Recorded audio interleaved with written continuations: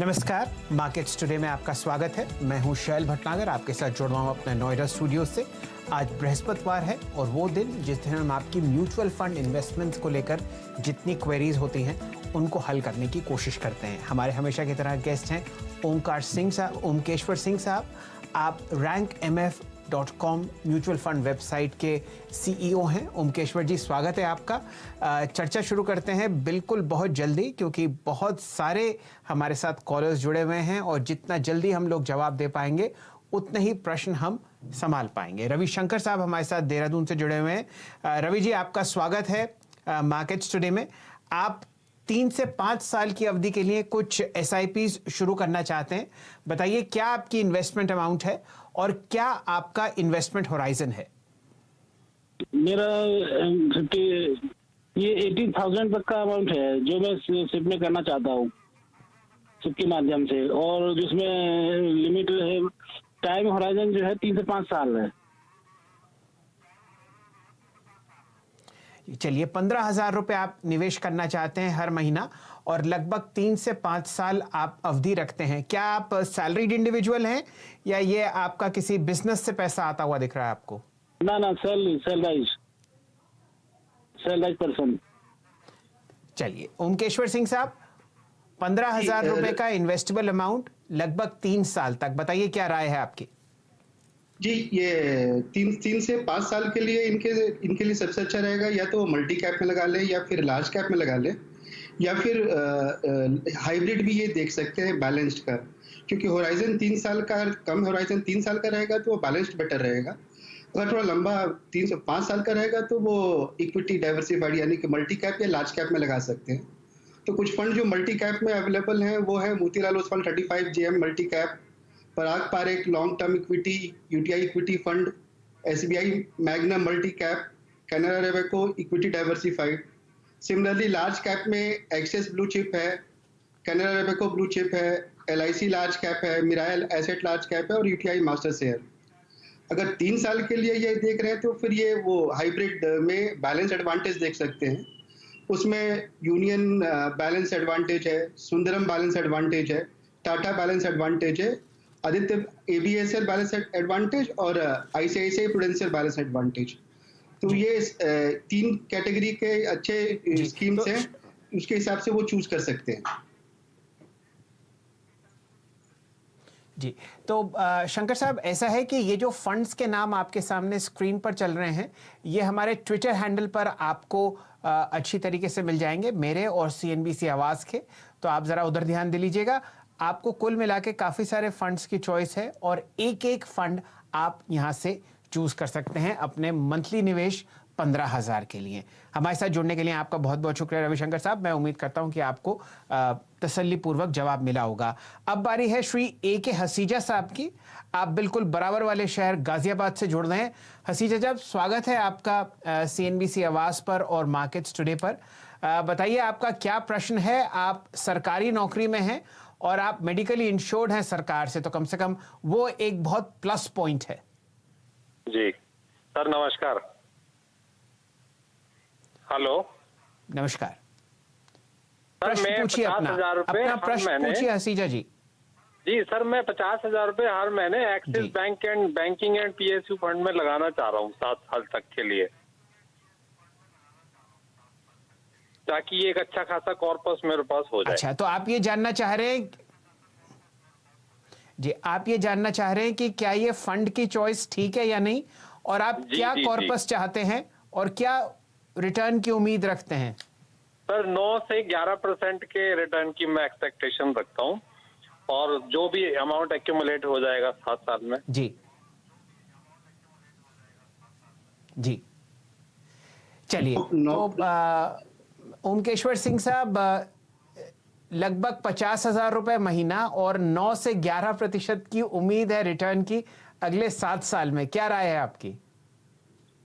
जी, अगर इस टाइप का, क्योंकि इनका 7 साल का होराइजन रहेगा रिटायरमेंट से पहले, तो अगर अभी आप ध्यान दो तो जो इंटरेस्ट रेट रेजिम है वो काफी नीचे जा रहा है, तो इसलिए उस पर उतना रिटर्न बनना काफी डिफिकल्ट रहेगा।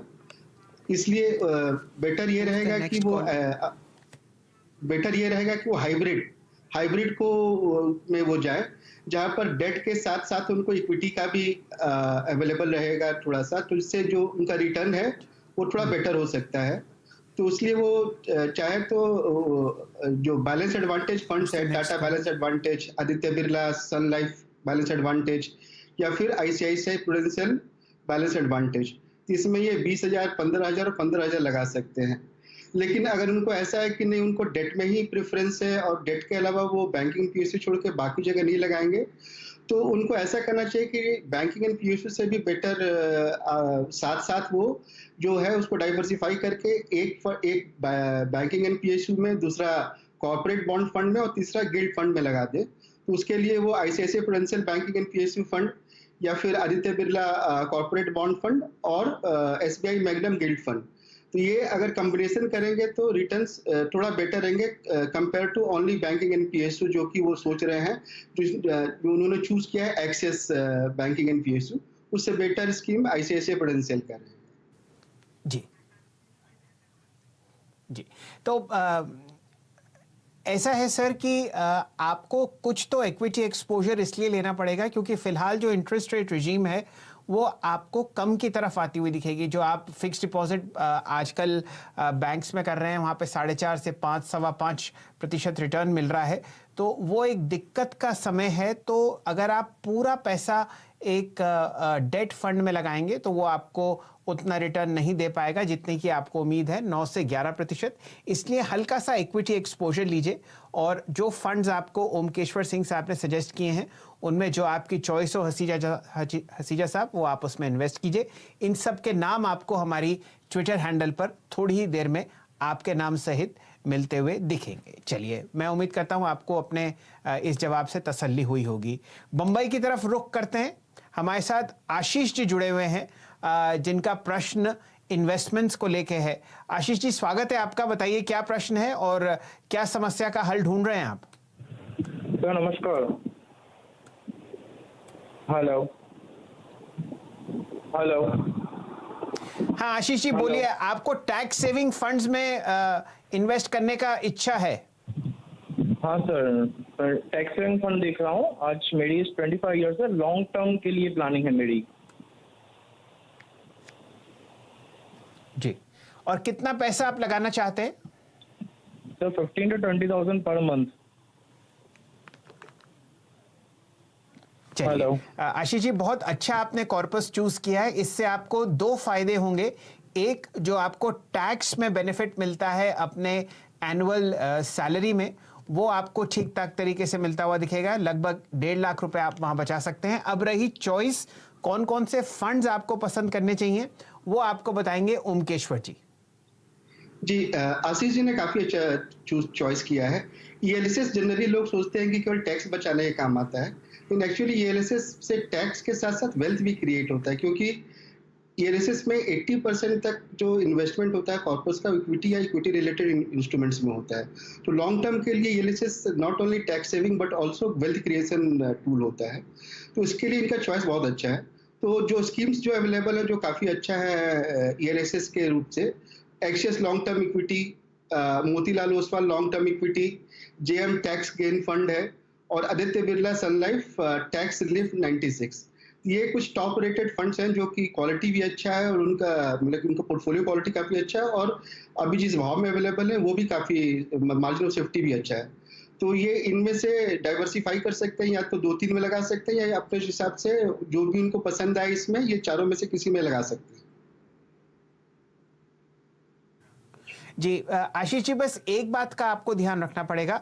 जितने भी टैक्स सेविंग फंड्स हैं इनमें आपको 3 साल का लॉक इन रखना पड़ता है पैसा, क्योंकि उसी वजह से आपको जो इनकम टैक्स में बेनिफिट मिलता है वही एक कारण है कि ये लॉक इन में रहेंगे आपके पैसे। तो आप इस सोच पे पैसा लगाएं कि जो आप पैसा आज लगा रहे हैं वो आपको 36 महीने के बाद मिलेगा, और इसी तरीके से जैसे जैसे आप हर महीने पैसा लगाते रहेंगे तो वो आंकड़ा आगे की तरफ बढ़ता रहेगा। चॉइस आपके सामने है, और इन फंड्स का नाम हमारे ट्विटर हैंडल पर आपको थोड़ी ही देर में आपके नाम सहित मिलेगा।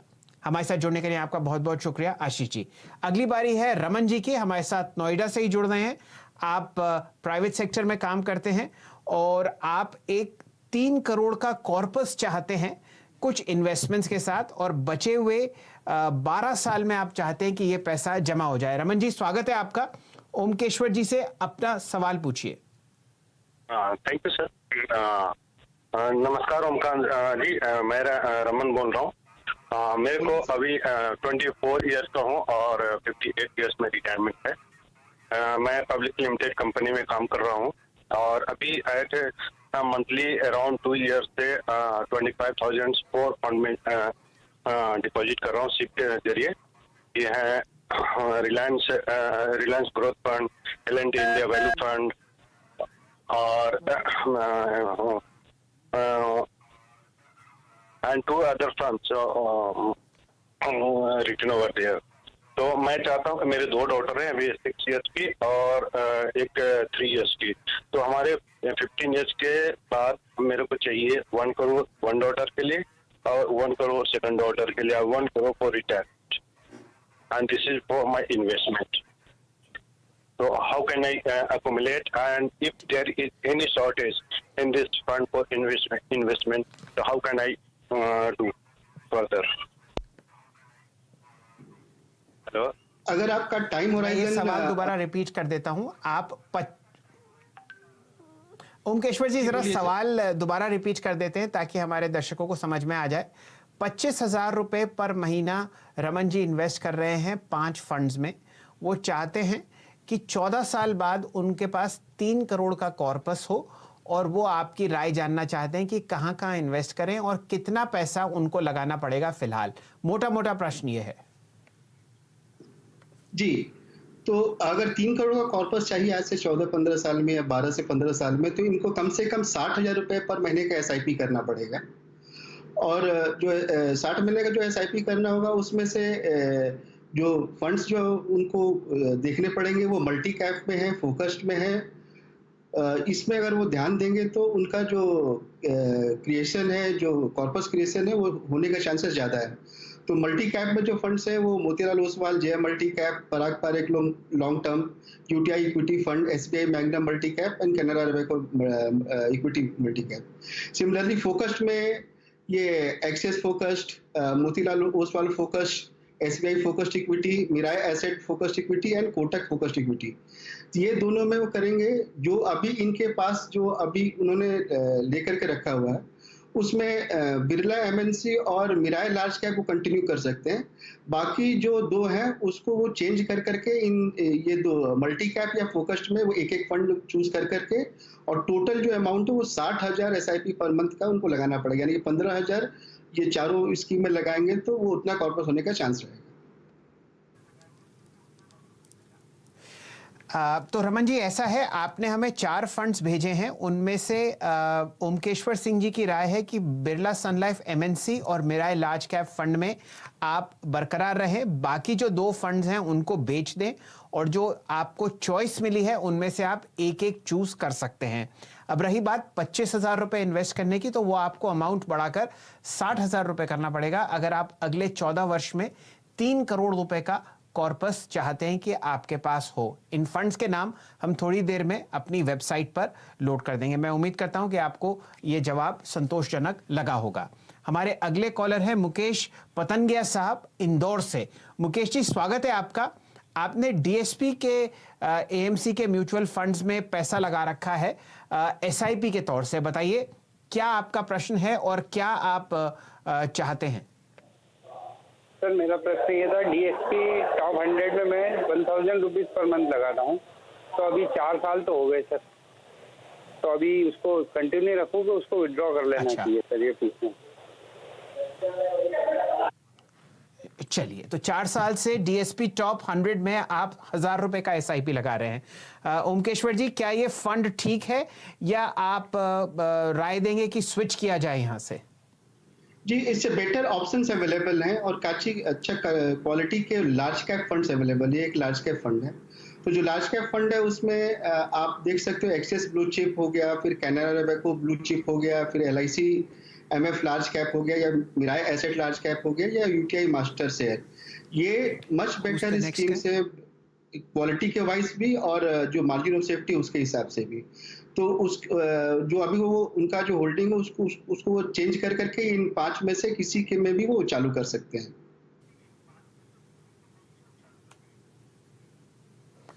चलिए, आपका प्रश्न तो बहुत आसान था। आपके लिए एक स्विच रेकमेंड किया है और 5 फंड्स की चॉइस है। तो आप डीएसपी टॉप 100 में से पैसा निकालकर इन चारों में से या 5 में से किसी एक फंड को भी चूज कर सकते हैं। मैं उम्मीद करता हूं आपको ये जवाब पसंद आया होगा। चलिए, अब हम लोग पहुंचते हैं नासिक। वहां से अविनाश जी हमारे साथ जुड़े हुए हैं और वो ज़रा बैलेंस्ड और फिक्स्ड इनकम की तरफ अपना रुझान रखते हैं। वो जानना चाहते हैं कि कौन सा सबसे बढ़िया डेट फंड होगा। अविनाश जी, स्वागत है आपका। अपना प्रश्न आप ओमकेश्वर जी से पूछिए।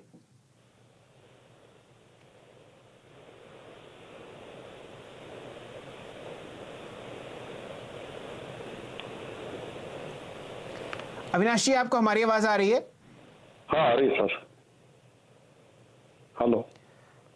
जी हाँ अविनाश जी, आप अपना प्रश्न पूछिए ओमकेश्वर जी से। हाँ सर, मैं शॉर्ट टर्म के लिए अभी जो लिक्विड फंड है उसमें यदि आपने डेथ फंड में उसमें से कौन सा जो अच्छा फंड है जिसमें मेरा पैसा सिक्योर है और मुझे जब चाहे मैं उसमें से कुछ पैसा विड्रॉ कर सकूं।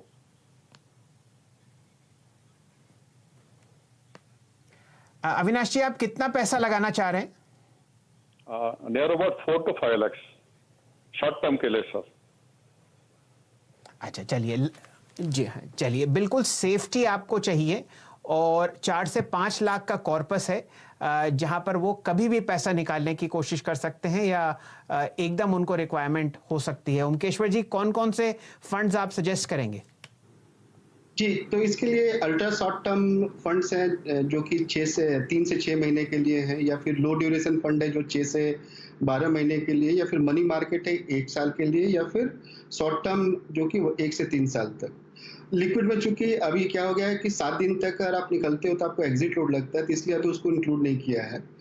उसके अलावा ये जितने भी फंड्स हैं, जैसे कि HDFC ultra short term fund growth, Nippon India low duration growth, Aditya Birla Sun Life money manager growth, HDFC short term debt fund, ये किसी में भी लगा सकते हो और ये क्वालिटी काफ़ी अच्छा है इन स्कीम्स का, और ये पैसा कभी भी चाहे तो निकाल सकते हैं। उनको T+1 पे उनको वो पैसा मिल जाएगा।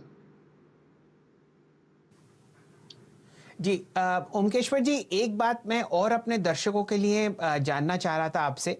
ये पैसा तो अल्ट्रा सेफ है ही, क्योंकि यहाँ पर पैसा जो लगाया जाता है AAA रेटेड सिक्योरिटीज में लगाया जाता है।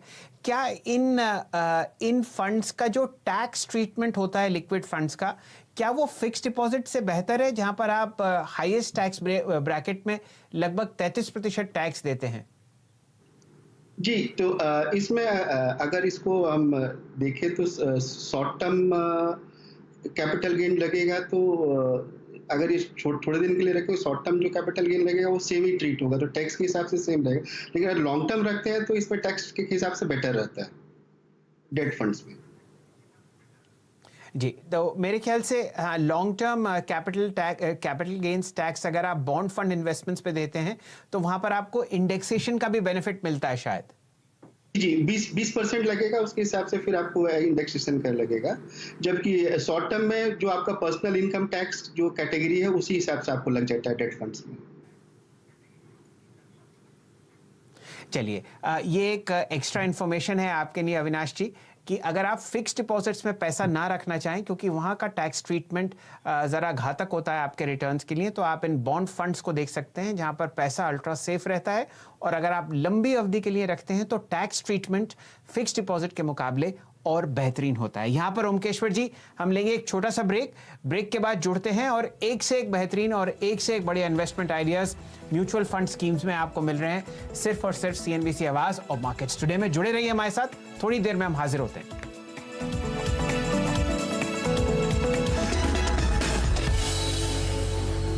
नमस्कार, मार्केट्स टुडे में आपका दोबारा स्वागत है। चर्चा हो रही है म्यूचुअल फंड इन्वेस्टमेंट्स पर। ओमकेश्वर सिंह साहब हमारे साथ जुड़े हुए हैं। आप rankmf.com म्यूचुअल फंड वेबसाइट के CEO हैं और लगभग 2 दशक से म्यूचुअल फंड्स को ट्रैक कर रहे हैं बहुत ही बेहतरीन तरीके से। हमारे अगले कॉलर हैं प्रतीक पाटिल साहब। आप महाराष्ट्र से हमारे साथ जुड़े हुए हैं। प्रतीक जी, स्वागत है आपका। बताइए कितना कॉर्पस आप इन्वेस्ट करना चाहते हैं और क्या अवधि है आपके मन में? नमस्कार सर, मेरा क्वेश्चन था, हम जब भी फंड सेलेक्ट कर दे तो कौन से पैरामीटर देखने चाहिए, और मुझे पर मंथ 5,000 रुपीज इन्वेस्ट करना है फॉर 15 ईयर्स। चलिए, तो कॉर्पस आपका है 5,000 रुपये महीना और 15 साल है आपकी अवधि, जो कि बहुत ही बेहतरीन है। प्रतीक जी, आपकी उम्र क्या है? 27। चलिए, 27 साल के हैं और आपका लंबी अवधि का दृष्टि है, बहुत ही बढ़िया आपका इन्वेस्टमेंट होराइजन है। ओमकेश्वर जी बताइए, कौन सा फंड आप सजेस्ट करेंगे प्रतीक जी के लिए? जी, प्रतीक जी के लिए इनके एज को देखते हुए इनको हम फोकस फंड, एक्सचेंज फोकस 25 इनको रिकमेंड करेंगे, जिसमें वो पैसा 5,000 लगा सकते हैं। और धीरे धीरे जैसे अगर इनके पास और सरप्लस मनी होते जाएगा जो महीने में लगा सकते हैं, तो फिर जो मल्टी कैप फंड्स जो हम लोगों ने बोला उसमें वो लगा सकते हैं, जैसे कि मोतीलाल ओसवाल हो गया, या फिर यूटीआई इक्विटी हो गया, या फिर पारंपरिक लॉन्ग टर्म इक्विटी हो गया, तो ये सब में वो पैसा लगा सकते हैं। लेकिन फिलहाल के लिए 5,000 के लिए वो करना चाहते हैं तो वो एक्सचेंज 25 में, फोकस 25 में लगा सकते हैं। जहाँ तक उनके दूसरे क्वेश्चन का था कि मतलब वो चॉइस कैसे करें कि कौन सा फंड सही है, कि बहुत ही उम्दा प्रश्न है और ज़्यादातर रिटेल निवेशक यहीं पर थोड़ा सा ये मात खा जाते हैं। तो अभी होता क्या है, जो अभी चलन जो आज तक रहा है कि आप पास्ट परफॉर्मेंस को देखो, उसके हिसाब से आप करो, आप ब्रांड नेम देखो, आप बड़े बड़े नाम देखो, उसके हिसाब से काम करो। तो उससे बेहतर ये होता है कि अगर आपको फंड चूज करना है तो आप ऐसा करो कि पहले आप फंड का क्वालिटी देखो। क्वालिटी से आपको पता चलेगा कि फंड सही है या नहीं है। एक बार आपको क्वालिटी पता चल जाता है तो फिर उसके बाद आपको देखना पड़ता है कि जो क्वालिटी है वो किस भाव में अवेलेबल है। तो जो नैव जो अवेलेबल है वो नैव रिजनेबल है कि नहीं है, अंडर वैल्यूड या ओवर वैल्यूड है। अगर अंडर वैल्यूड, अगर नॉर्मल वैल्यू या फिर अंडर वैल्यूड रहेगा तो आपको पैसा बनाने का चांसेस ज़्यादा रहेगा। उसके बाद इससे आपको ये पता चलता है कि समय सही है कि नहीं। तो पहला क्वालिटी देखकर आपको पता चलता है कि फंड सही है कि या नहीं। दूसरा आपको मार्जिन ऑफ सेफ्टी देख के पता चलता है कि टाइम सही है कि नहीं है। उसके बाद फिर आप देखो कि ओवरऑल स्ट्रेंथ कैसा है, उसका कोरिलेशन, उसका कॉन्सेंट्रेशन, उसका पोर्टफोलियो का कैसा है, उसके हिसाब से रिस्क टॉलरेंस पता चलता है। वो टॉलरेंस से पता चलता है, जैसे कि अभी आपने देखा कोविड-19 के समय में ऐसा हुआ है कि काफी मार्केट नीचे गया। मार्केट नीचे जाने का आपको ये देखना पड़ेगा, क्वालिटी पोर्टफोलियो रहता है तो गिरता तो सबको ये, लेकिन क्वालिटी रहता है तो फिर वो जल्दी बाउंस बैक करता है। तो स्ट्रेंथ देखना काफी जरूरी होता है। और उसके बाद फिर आप देखो ये कि कॉस्ट ऑफ इन्वेस्टमेंट, ज़्यादातर लोग कॉस्ट को पहले देखते हैं और क्वालिटी और मार्जिन ऑफ सेफ्टी को बाद में देखते हैं। Cost is not a primary, it is secondary consideration होता है। सेकेंडरी कंसिडरेशन को प्राइमरी बना करके कभी भी म्यूचुअल फंड सिलेक्शन ना करें। और आप एक ध्यान रखो, अगर आपको समझ में नहीं आता है तो आप किसी क्वालिफाइड एडवाइजर से मिलो, जो कि आपको, और ये क्वेश्चंस आप उससे पूछना जो क्वेश्चंस मैंने आपको बोले हैं कि ये किसका क्वालिटी कैसा है, इसका मार्जिन ऑफ सेफ्टी कैसा है, और ये किस भाव में अवेलेबल है, मेरे को बताओ। और पास्ट परफॉर्मेंस को कम्प्लीटली इग्नोर करके मेरे को समझाइए कि ये कैसा है, क्योंकि जो पोर्टफोलियो आज अवेलेबल है वही पोर्टफोलियो मेरे को पैसा देने वाला है। पास्ट का जो भी था वो ऑलरेडी नैब में बिल्ट इन हो चुका है, इसलिए उसको देखने का कोई मतलब नहीं होता। जी चलिए, फिलहाल तो समय हमारा समाप्त हो चुका है, लेकिन सवालों का जो सिलसिला है वो हमेशा चलता रहेगा। आप लोग अपनी क्वेरीज हमको CNBC आवाज़ के ट्विटर हैंडल पर भेजते रहिए और हम लोग पूरी कोशिश करेंगे कि ओमकेश्वर सिंह साहब उनको बहुत अच्छी तरीके से फ़िलहाल जवाब दें। मैं मान के चलता हूँ प्रतीक पाटिल जी, आपको अपना फ़ंड का नाम तो मिल ही गया होगा और एक बहुत बढ़िया आपको एडवाइजरी दी है ओमकेश्वर जी ने कि किस तरीके से फ़ंड को चूज़ करना चाहिए। फिलहाल हमें दीजिए इजाज़त। ओमकेश्वर जी, आपका बहुत बहुत शुक्रिया हमारे साथ जुड़ने के लिए। हमेशा की तरह आप शानदार जवाब देते हैं और हमारे दर्शक आप हमें अपनी क्वेरीज भेजते रहिए। फिलहाल मार्केट्स टुडे को यहीं समेटते हैं। आप CNBC आवाज़ से जुड़े रहिए एक से एक बढ़िया खबरों के लिए। धन्यवाद।